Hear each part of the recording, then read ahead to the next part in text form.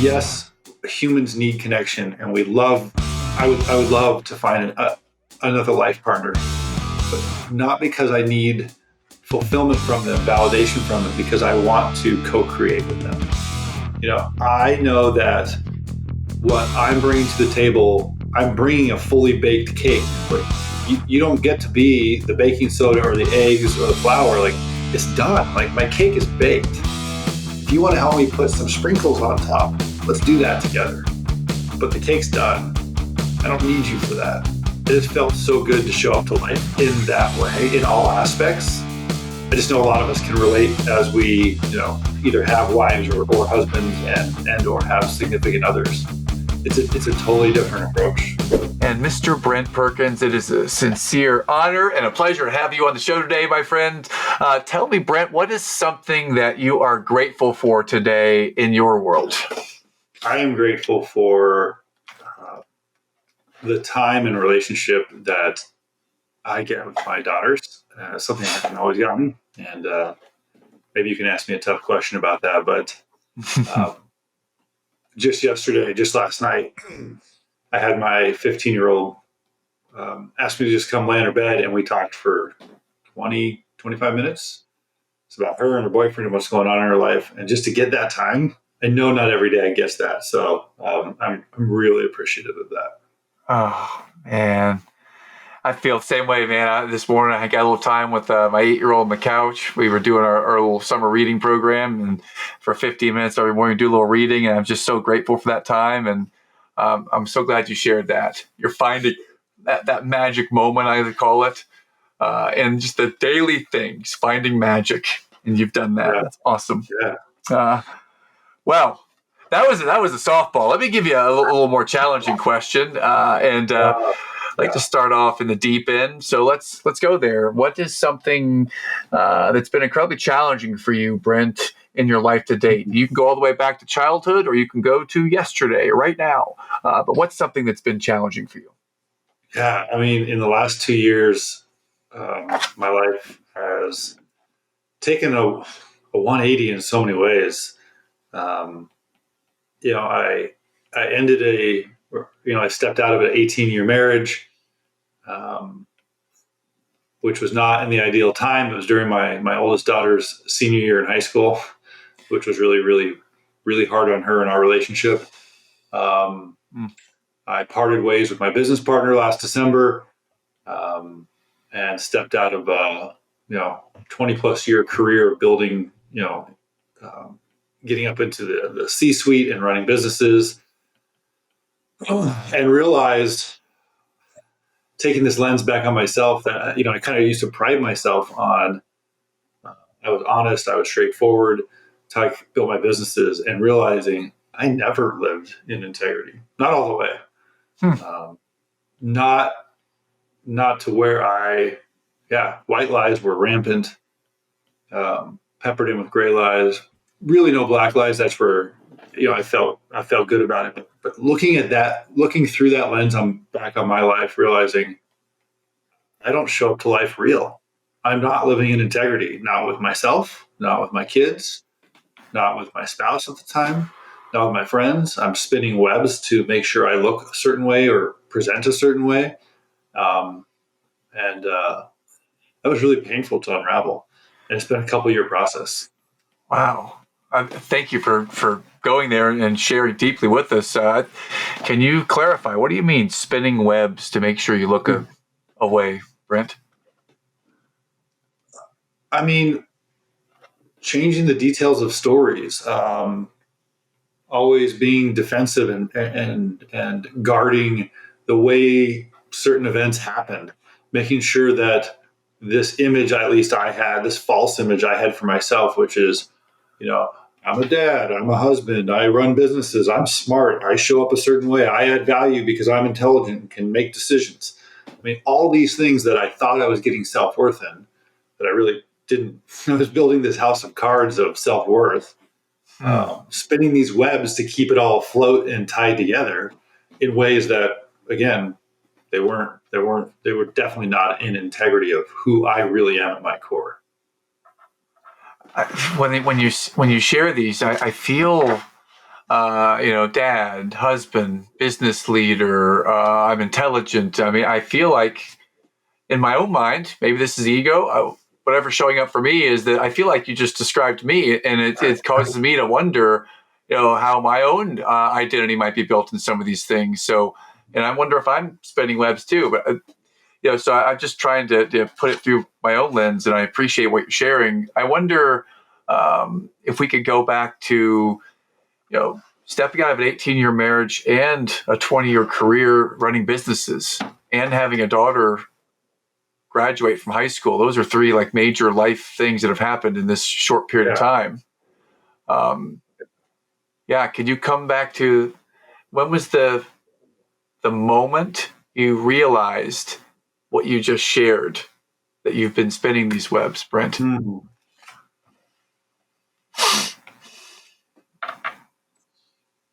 A year before that happened, my mom passed away. And I think that's when the ripple in the matrix happened for me. Yeah. And all these things I'd been allowing myself to, not honor who I am, like talk bad about myself, shame myself, guilt myself. I'd allowed negative behavior and just toxic things in my marriage. Not only how I showed up, but how my partner showed up. I didn't have any boundaries. And there came a point in, I guess, not long after the pandemic, although I don't know how much that directly impacted it, but I'm sure it did, that I was sitting there and my ex-wife and I were having a heated discussion. I was like, okay, it's time to set a boundary. And I was part of it too. So it's definitely not something I'm passing blame on her. I was like, this is it. No more of this. And of course that didn't go over well. But as I really leaned into that, that was my first step on this journey in the last 2 years, which is these boundaries need to be set. I'm no longer going to live in shame and guilt constantly, both from myself and the people I surrounded myself that I allowed that in on. Okay. And it was really, really, really hard and painful to take a look at it from that angle, and start to unwind some of that. Yeah. It hurts starting to think about it, because I think that many of us have that kind of stuff with setting some boundaries, and slowly over time, the boundaries erode and stuff just happens, especially when you're successful running businesses or when you're focused on businesses and raising kids. So a lot of us can relate. I'll give you an example. I used to travel, like 100 days a year. And, one of these things where I came back from Egypt and I'm inside of the Great Pyramid and I'm trying to show my kids pictures and they're not interested. I'm like, why aren't you interested? They're like, we just wanted to hang out with you. Like, they never wanted me to travel. I never asked them. I didn't realize this at the time until I look back, but it's like, they don't want to see a picture of me inside of the Great Pyramid. They just wanted to spend time in a refrigerator box building a fort, at their house. And just trying to come to terms with these sorts of pieces in my life were part of this journey. How do you come to terms with that now that your children are a high school graduate of this age? How does that process now in your mind? It's just being present. It's how we started this conversation. Getting a moment talking about my daughter's boyfriend, or how she's bored this summer or whatever it may be, but laying on her bed while she's just chatting or folding clothes, the simple, God, this is so much more meaningful than anything else. Yeah, the simple, meaningful things so I feel this is one of the boundaries you're sharing, is that being present versus versus the opposite of present, doing everything else except be present. That's one boundary. Yeah. What might be, a couple of these boundaries that really are resonating for you right now that you've learned from? So I'd actually like to stack a boundary, stack something here. Yes, please. So love to. Nothing is more important that I've learned than being present. The past is a memory, and it may or may not be exactly as we remember it.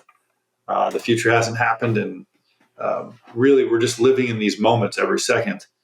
But it's not just showing up. It's, for me, showing up in surrender. And what I mean by that is no expectations, no assumptions, completely letting go of control, which is really governed by fear, and just being, not having to steer a conversation a certain way or, stick to a certain agenda or try to pull something, just showing up, not knowing where it's going to go, and seeing and hearing the other person and yourself. Well, that's different. It's not the exact same. Just show up and be present. What I don't think what you're saying is show up, be present, and just let anything happen. Happens. Don't have an opinion. Don't do anything at all. Don't participate. Yeah. Just be there. That's not what you're saying. You want to be present to anything that can happen around you. You still have an agenda of some kind, or still some intention, but you don't want to. I like that word better. Yeah. Which one? An intention. You have an intention. At the same time, you don't have to go on this prescribed path to get there. That's what I'm feeling. We can let it flow from us rather than. Yes. Okay. Yeah. And what's interesting is that for me is it's baby steps, right? Because you go from I went from wanting to control everything to now. I mean, part of this journey has been for me writing this book where I stepped out of my career and went from this, type A personality, hard charging CEO to I'm going to basically become an artist and write a book, not do any of the CEO things anymore, and not take an income for a long time. And I didn't have a specific agenda, but I had an intention, which is how do I put this back out in the world in a way that taps into my creativity and lets it flow through me like never before. And I had no idea where it was going to take me every day. And every day if I sat down at this keyboard or I showed up in this office or somewhere else, had I had an agenda, like I'm doing this today, I'm going to write a chapter today, I'm going to do an outline, I'm going to research this topic. If I had a true agenda, it would have spoiled it. It did, and it spoiled it in the beginning. When I showed up and just listened, I got quiet. I allowed things to flow through me because I intentionally showed up. I created this space where intentionality governed the whole thing, but I didn't know what was going to come from it.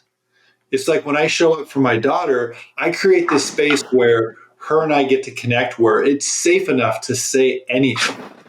But if I have too much of an agenda, what she really wants to have come out, what she's been afraid to say, it never comes out. Okay.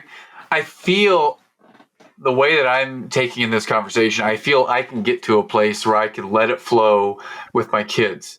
The part that I'm really stuck, and maybe you can help me. And I know that you're talking to an audience here where there are some hard charging, like overachieving, maybe recovering perfectionists who, raise your yes, me too. And when you say creating space where you don't know exactly where it might go and you do it with intention, I love the idea. And how does a hard charging CEO go from that to the creative space? Because it seems like such a 180-degree shift, like you said earlier, and I wonder what it was like in the very beginning when you made that decision, right after you chose the company, to leave the company. I mean, how did you come to terms with that, making that huge shift? Because it sounds great and scary as hell. Yeah. It is, all the above. So after I made the decision, it took me about a week doing a little bit of research, and I decided if I don't step into this opportunity and do this right now, never again will I have the space I need, the time I need to really devote myself 100% to this. So I stepped in not knowing, but But along the way, I also realized money's never solved problems for me. Going to work never actually made me feel whole. I was always chasing something more. Once I started a business and it was successful, I wanted another one. Or, once that got folded into another bigger conglomerate, I wanted a different title. Like, it's never enough. So you get to the CEO level in these companies, and it's like, well, it's still not enough. When is it enough? It's never enough. And at what point is money enough? Do I need to have a Ferrari? Do I need to, go from a 3,000 square foot house to a 6,000? When is it enough? And that's where I was in that story with like the Great Pyramids and my kids not caring. It really is the same thing with money. And the more money I made, and the more I pumped into things that weren't intentional in the way I try to do it today. Because money can be great. I'm not shaming money or putting it down. Mm-hmm. When we just frivolously use it in our lives, it actually depletes intentionality. It takes it away because it's too easy to be like, well, I just spent money on this. I just did. Money's a lubricant. It's not a solution, right? Mm-hmm. So it became easier to step more into this book project. The more I realized giving back a piece of my story, connecting with other humans that have felt stuck, that have felt confused and frustrated, that have put all of themselves into trying to be amazing for themselves and their family, but realize, they've only had one foot in the whole time.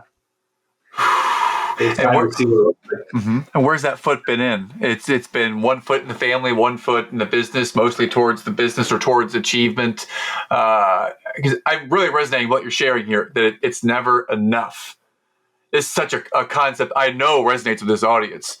So never enough. Yeah. So to help us understand, if that's the place, and I know a lot of us are there, and I've been there, and I feel in some ways I'm still there. It's never enough. When someone comes to this realization, what do you do from there? How do you wrestle and grapple with that it's never enough concept? Because I feel like that's a real pain point for a lot of us. I know in my journey, I never made the connected the dots until I got to a point, and I had to do a lot of work on this piece. We can dive into this if you want, but when I realized that I'm enough on my own, without money, without a career, without, a spouse, without any of these things, I'm just enough, then it shifted the entire conversation. Wow. And on the other side of that shift, where you are now, if you look back, is it something you can say that I've made the right choice? Something now is better or less painful, or what's the feeling now that you've made this choice and you've decided that you are enough? So as I have gotten to this place where I know that I don't need anything from somebody outside of myself, and I'm not speaking spiritually or from religion-wise about God. That's a slightly different topic. But I don't need anything from the world.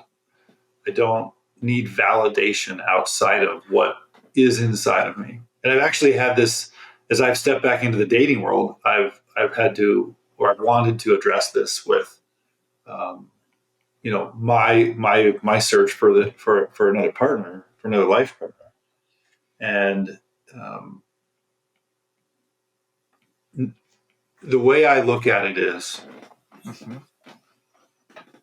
yes, humans need connection, and I would love to find another life partner, but not because I need fulfillment from them, validation from them, because I want to co-create with them.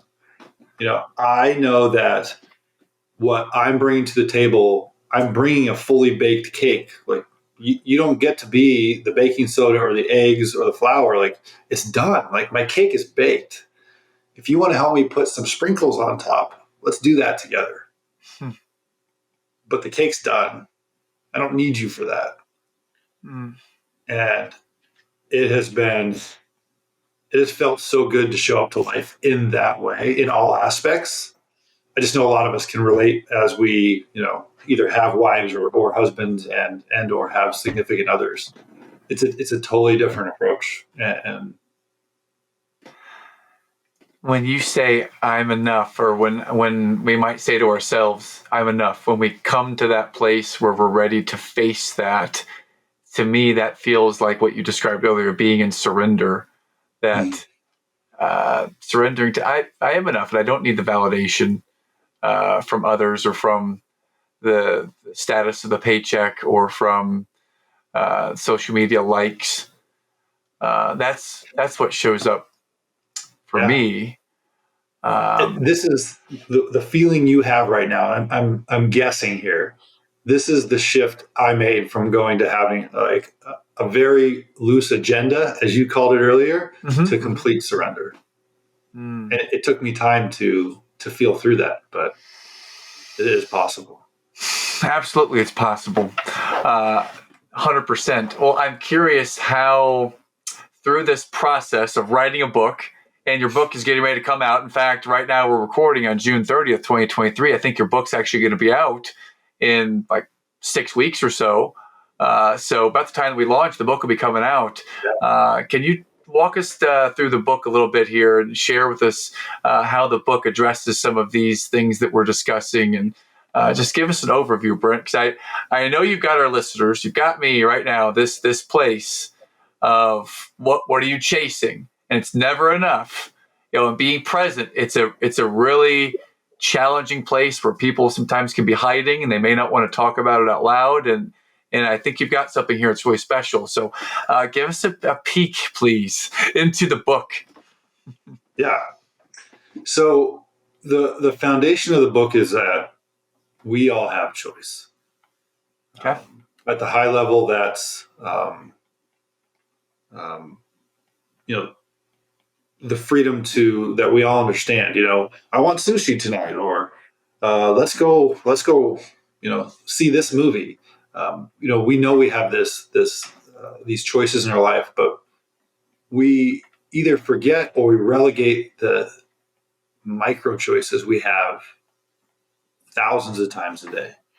What did my mom mean when she said that on the phone? My wife sounded frustrated. I've heard that before. It must mean this. So we let our reticular activating system, just our automatic, internal AI, so to speak, just put it in the bank of our experiences. Like we are creating the story that builds up how we interpret our experiences every day. Okay. And there's choice. There's always choice there. And one of the things this framework I created, because this really resonated in my own life, is that we're building our stories, we're building our experiences based on our truths. Truths are not universal, they're individual. Mm-hmm. So, Matt, you can have a truth, religion, we don't need to go into religion, but religion's a great, thing where everybody has a different truth of their own about what they believe, why they believe it. Mm-hmm. And for me, a truth is a fact with a little bit of belief layered on top. And I want you to think of a situation where maybe you were out with some friends golfing, or you're at a dinner party and you walk away and you tell your wife afterwards, that person was such a jerk. I can't believe that was horrible. And you're frustrated. Your wife puts her hand on your shoulder. She says, Matt, did you know that he just lost his brother yesterday? Did you know X, Y, or Z? Right? And you go, oh, that changes everything. Now I get it. So you literally went from holding one truth, and you told yourself and built this story of your experience on this. And somewhere between 15 minutes and weeks later, you now hold a wholly different truth. So if we can hold two truths, then there's really no, there's, I guess I should back up. Mm. Einstein says this world is an illusion that we're living in Mm-hmm. because how you interpret it and how I interpret or experience it are different. Mm-hmm. Our truths are the interpretations of these experiences. So I say our truths are delusions. That's why the book is called Paper Cuts: The Art of Self-Delusion. Mm. Because we can choose. This is where choice comes in. We can choose to say it's happening one way. It's perspective based, right? Or we can Mm-hmm. choose the complete opposite, or somewhere in between, and we can change our choices along the road, and it completely shifts and unwinds, unspins that web, or respins it in a different way of how we've constructed the beliefs around our life and what it means to us and what's happened.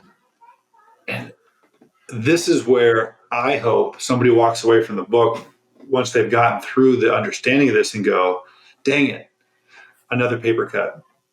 And they become aware of the choices they're either not making or the ones that they've just let become routine when they didn't step into curiosity. They didn't ask. They didn't take a different perspective. They didn't wonder, I wonder if that's really how it is. I wonder if that's how they're interpreting. Is that their delusion of their illusion? You know, what was it for them? We don't ask that enough. Mm. You're hitting me here. It's a low blow. I'm feeling this because you're sharing the story, and I'm realizing that there's been a number of cases where I had my narrative. I could share one without sharing the exact name of the person, but I could share one that there was this friends I cared for very deeply, still do, and their perspective on things was so different than mine in business, and I was charging so hard and forward, and anything that was not in that path was a distraction. And they had a little more casual, relaxed attitude, so we didn't hang out as much anymore. And come to find out recently that they had a lot of stressors that I had no idea about. And once those stressors were lifted, it's like this whole cloud shifted, and the lens by which I see them is now 180 degrees, because now I see that they had so much tough stuff that they never shared that they're sharing now. And it just makes me ashamed that I was not able to see their truth because I had them painted in this one way. And to keep going on what you're sharing, Paper Cuts: The Art of Self-Delusion sounds to me like an incredible deep dive. Like I first thing that came to mind was I went to Stephen Covey thinking about, seek first to understand, then be understood, which is like one 14-page section in a book from 30 years ago. I'm feeling like everything you're describing is like a complete awareness and deep dive into that at a much granular, deeper level. And I feel that could stand to serve everyone. Because how many times do we do this? you Yeah. know? And for yourself, I know that feeling of shame. Oh, man, I've had that a lot in my life, but I've turned it into gratitude Mm, yeah. because what it really is a lesson. And that lesson is allowing you to show up the way you are today, a more aware Mm, person, a wiser person, a kinder person. So I say eradicate that shame and turn it into gratitude, because you get to be and show up who you are today because of that happening in your life that way. yeah. What's the formula for that? To take shame or guilt or some frustration, something, and to convert it into gratitude. How would you answer that? How do you convert that to gratitude, Brent?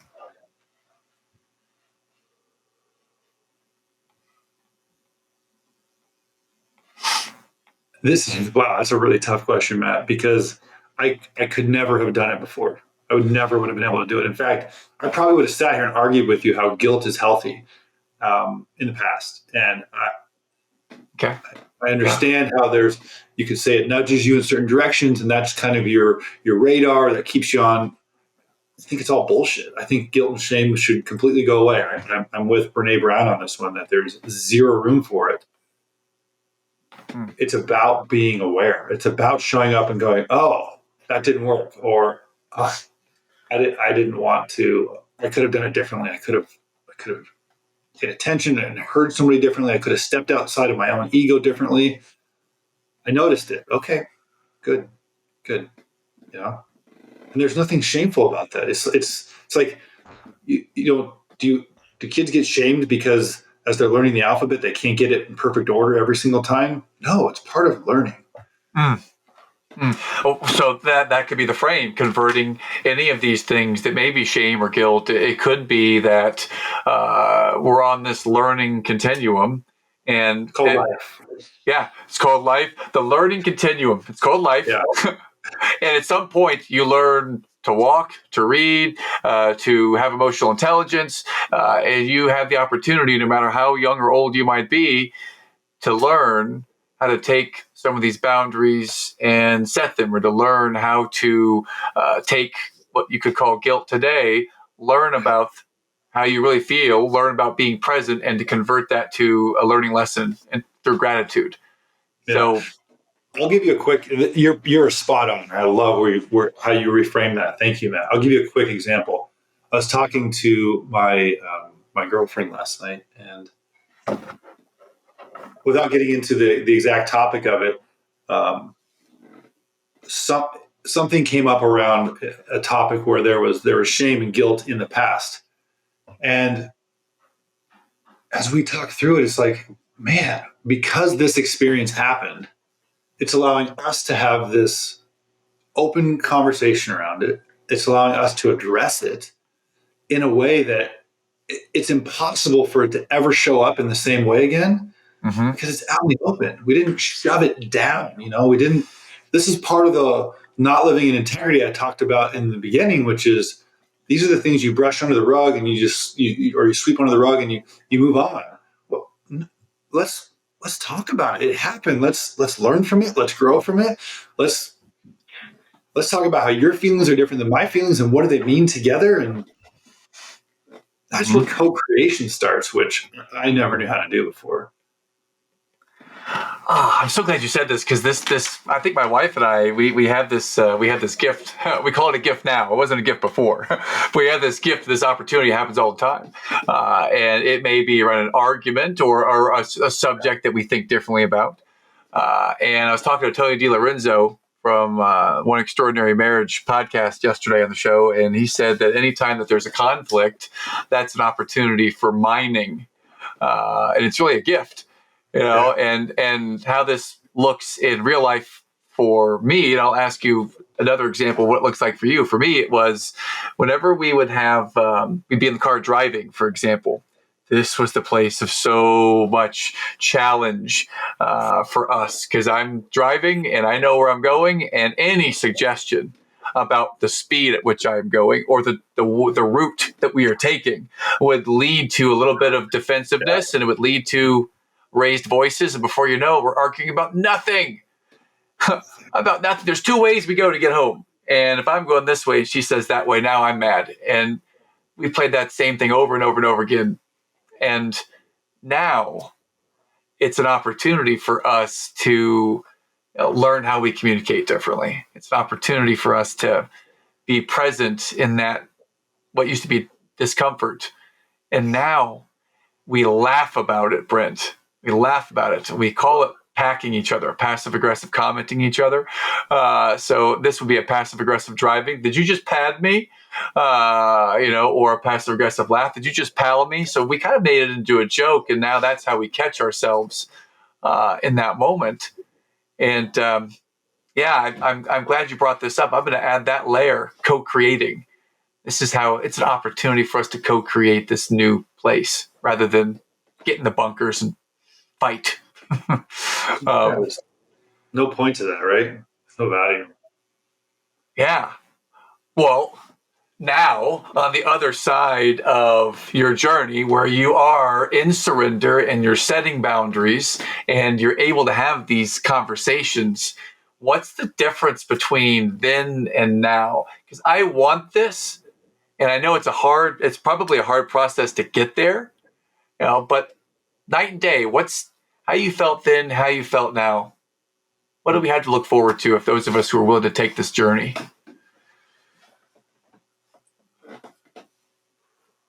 Just so that a huge weight is lifted. I've never slept better, felt more free. I was talking with somebody yesterday because,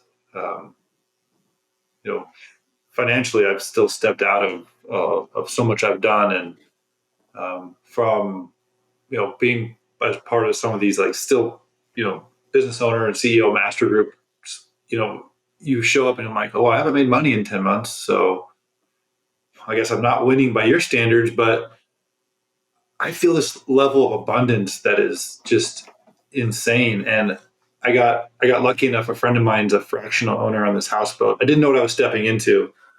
Took my daughter, and we ended up getting on this 5,000 square foot under roof houseboat on Lake Powell. 23 of us. Yeah, it was insane. It was off the charts.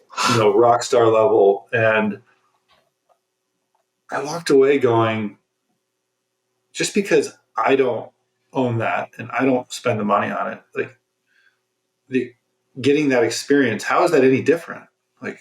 That is insane abundance in my life. And I don't need to be the one making all this money and putting in the time and doling it out myself to feel that level of abundance. That abundance lives within my friendships, within my love life, within my kids, and however it shows up. I don't, if I can't take 100% credit for it, is it still mine? Hell yeah, it's still mine. I've created it in my life where it shows up. And that's more of what I'm trying to create today. I don't need to do it all with the hard work of earning money in the traditional sense to feel that the abundance is worthwhile. As I've stepped into a different way to create this life, abundance continues to show up, sometimes in even better ways. And it feels amazing to be able to say, I still created it. It's still mine. I feel a shift happening as you're sharing this. This is powerful. What you just described translates to me as the abundance truly lives within us.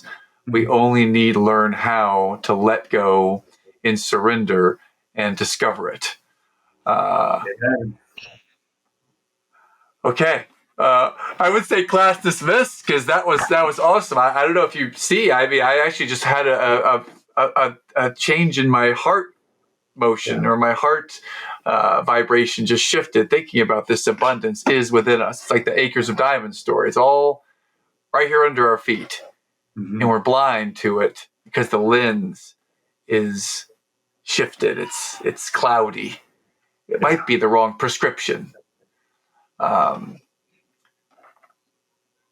the prescription is, for some, the lens could be achieve, grow, earn, protect, provide. It could be all these really strong masculine or feminine, whatever you might call it. It could be all these terms that I grew up idolizing or living to that standard.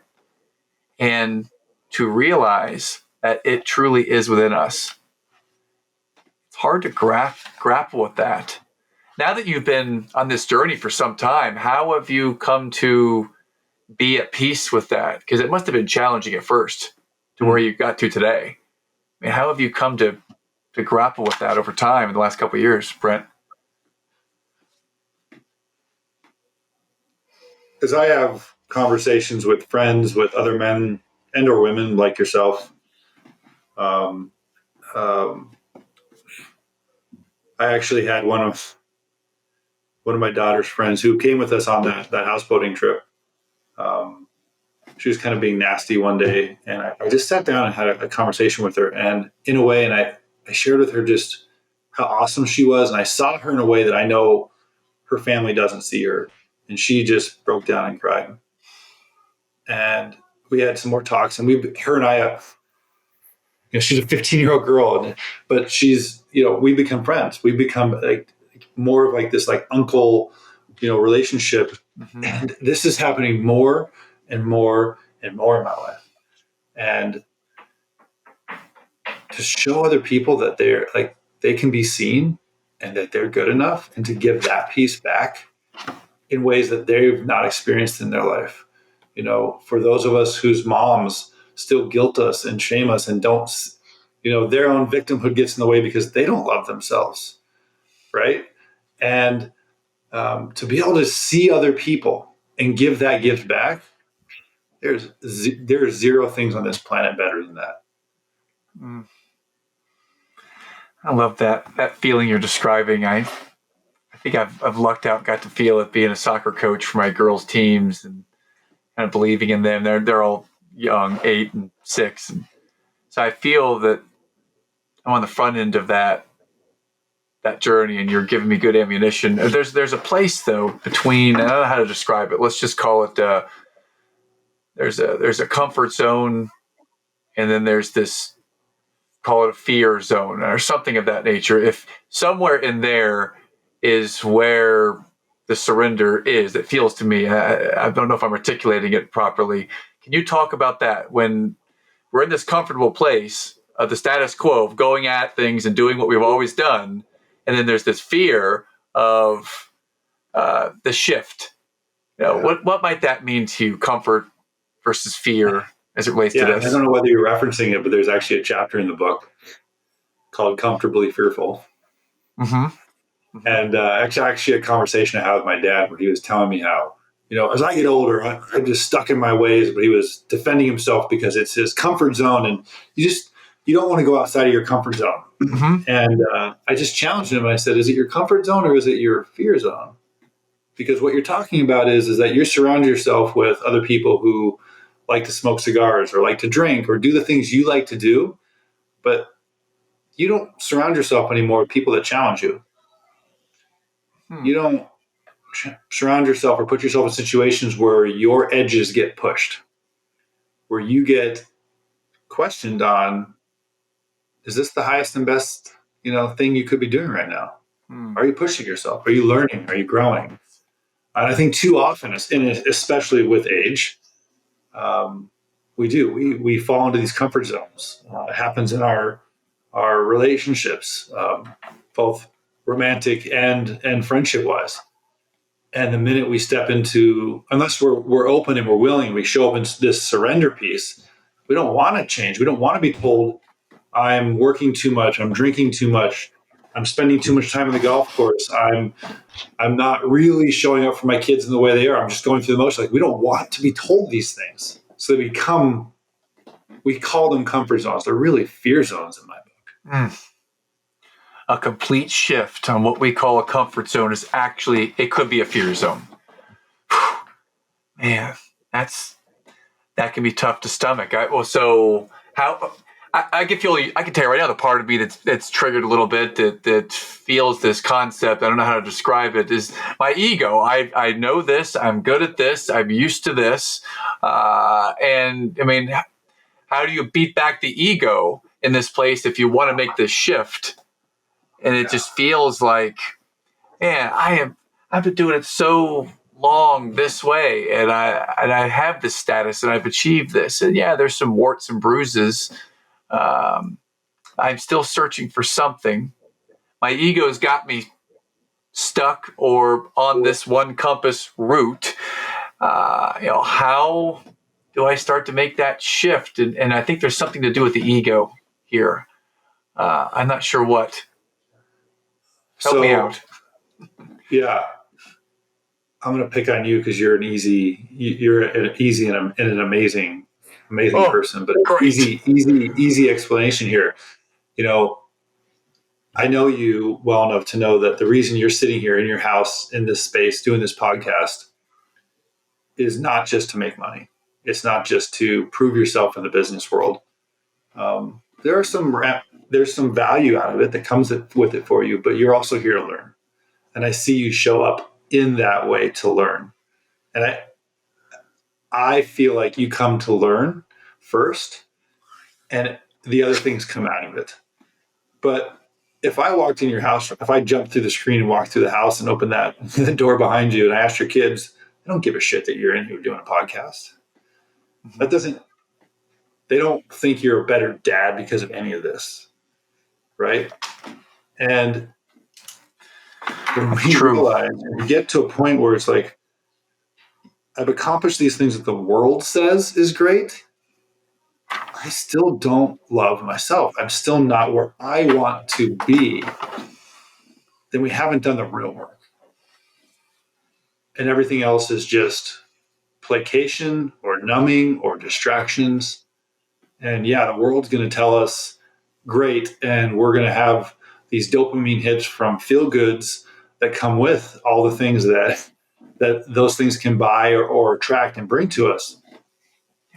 But they're just hits. We're constantly having to seek them. We don't wake up with a smile on our face all day long. It's like, when am I going to get told I'm good enough, or I'm better, or another check comes in, or I buy something else, or I fly somewhere else, or it's always something more. We're chasing constantly.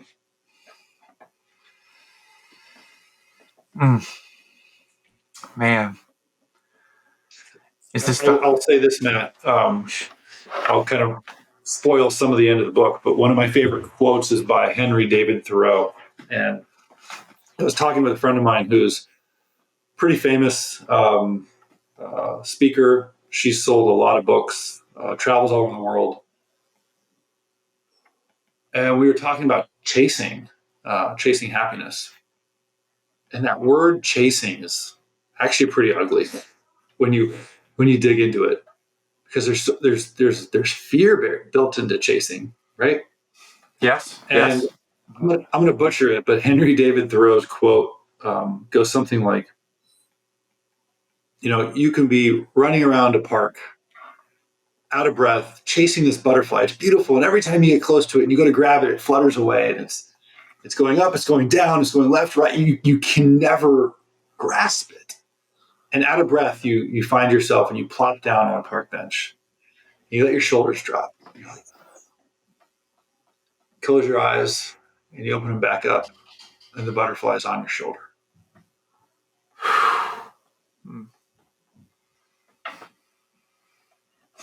When we stop chasing, it arrives. It shows up.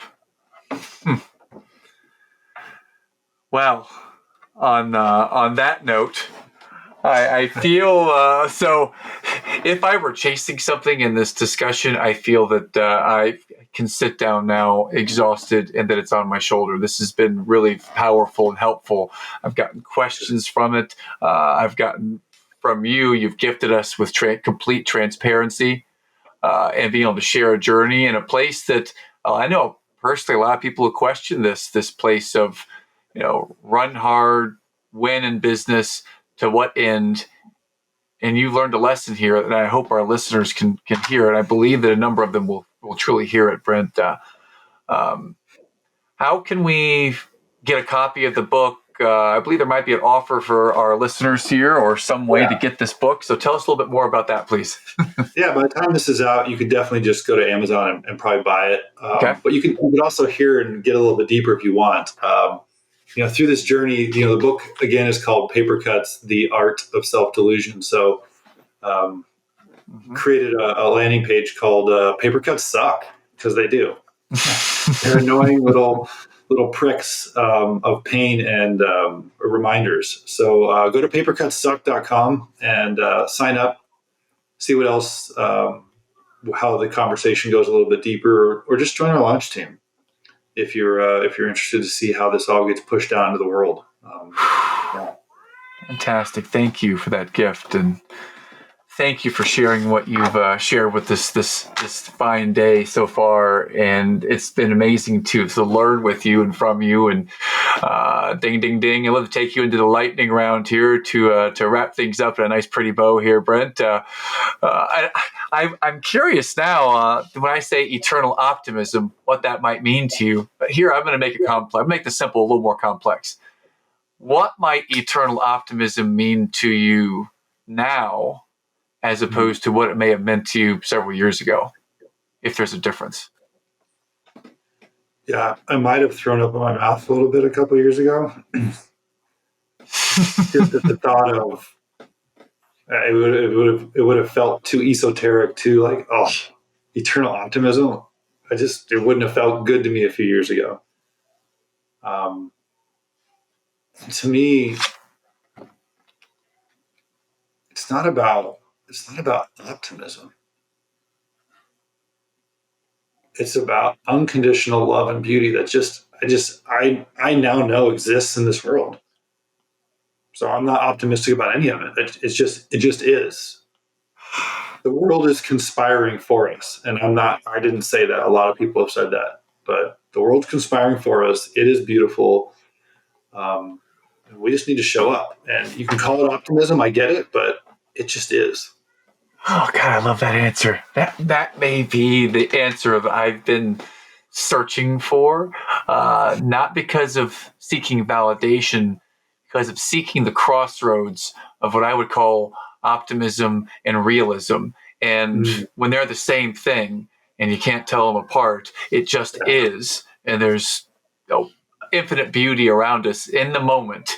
To me, that would be the real definition of eternal optimism, is being able to see that. And we might call it different things, but I feel that being present is that. And what a great answer. Thank you. That may be the best answer. I'm going to have to go and challenge our friend Scott Groves, because I think that he had a great answer, but I think that you just topped his. So challenge to Scott on that one. So thank you, Brent. I did go to the next question would be this. You've shared Paper Cuts, The Art of Self-Delusion.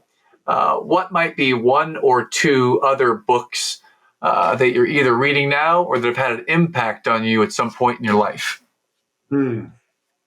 This is a really tough one. I haven't read anything in 2 months, which is weird because I read 50 books at least the year before that.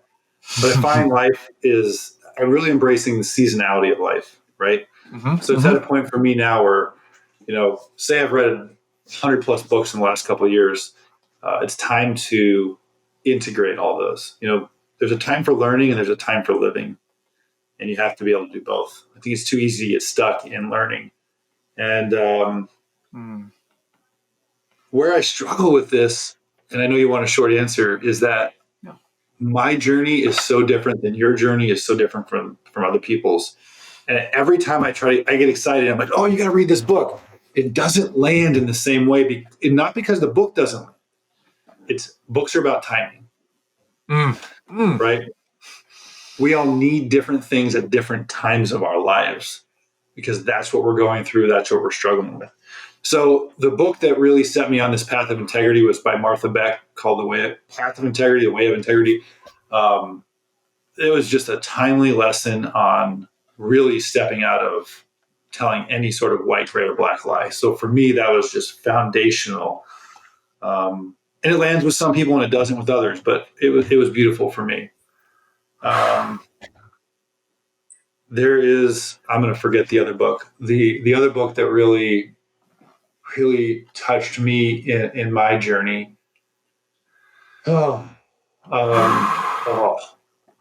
know what? I can't remember the name of it right now. There are so many books swirling in my head, but all these lessons, I'll give you this. The thing that's helped me the most is I've figured out what book is next. It's not about taking recommendations from other people. Okay. It's as I read a book that I connect with, it's taking notes on what are they referencing? Where did they get, what was the books are either referenced inside the book or in the reference section of what was it that was part of their journey. You'll see that in my book, there's probably 15 people quoted. Those 15 books were all a huge part of my journey. And as I then start to explore, if that lesson landed with me, what did they go through? Like, what did they learn that then helped them come to this conclusion? And that's where I've done most of my research to figure out what book I want to read next. Whew. Books are about timing. And then you named, Martha Beck's book. I love that. That got a highlight here on my iPad. Books are about timing, and it shows up whether at the right time it just serendipitously shows up, or you intentionally curate something that you feel might help you in your journey. But books are about timing. Great thought. Love it. Last question, Brent. Is there a song or some type of music that gives you inspiration in your world, just something that gets you going?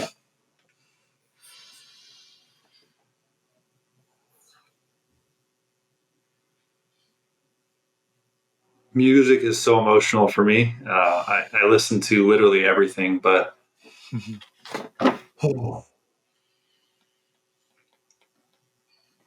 yeah, I need I I need music that today that is soulful, that is upbeat, that is driving me into wanting to be alive.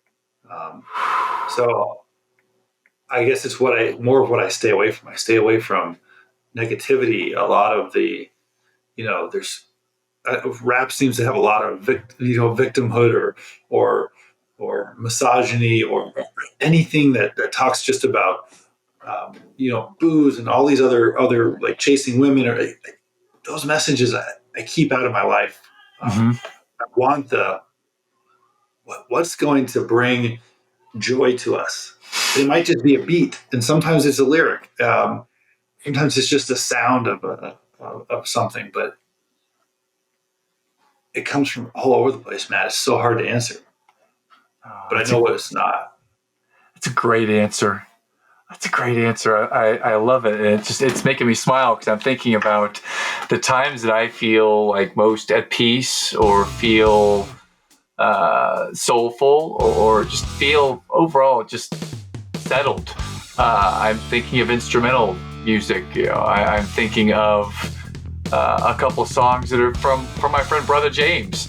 From Jeremy Reisig, I thank you.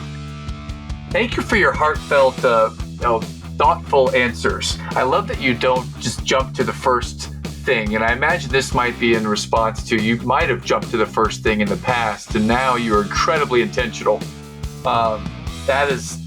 That's a gift for those who will watch this on YouTube, is to see the way that Brent thinks through it, to see him take a pause and breathe and really let what's present flow through him.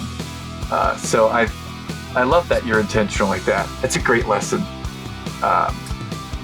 So thank you. Thank you for being with us today, Brent. And like we've mentioned, papercutsuck.com is a place to go. And also Mr. Brent Perkins, he's a front row dad. He's freaking awesome. So definitely get that book and let's begin this journey. So thank you, Brent. We love you and we appreciate you, man. Thanks for being here with us today.